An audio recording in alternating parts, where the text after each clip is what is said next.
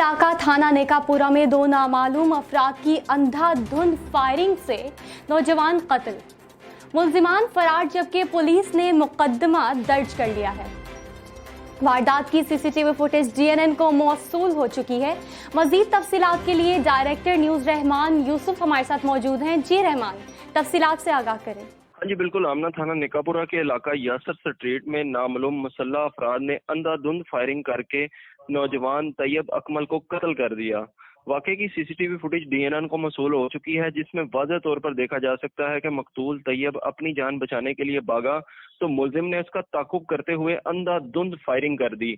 मकतूल के जिस्म के मुख्तलिफ हिस्सों पर फायर लगे, जिससे शदीद जख्मी होकर तैयब जो है वो जमीन पर गिर पड़ा और जख्मों की ताब ना लाते हुए मौके पर ही जान की बाजी हार गया। दूसरी जानिब अगर बात की जाए थाना नेकापुरा की, तो थाना नेकापुरा पुलिस ने मुकदमा दर्ज कर लिया है और मुख्तलिफ जावियों से इस कत्ल की तफ्तीश की जा रही है। एसएचओ इमरान सुल्तान का कहना है कि बहुत जल्द जो है वो मुल्जिमान को गिरफ्तार कर लिया जाएगा।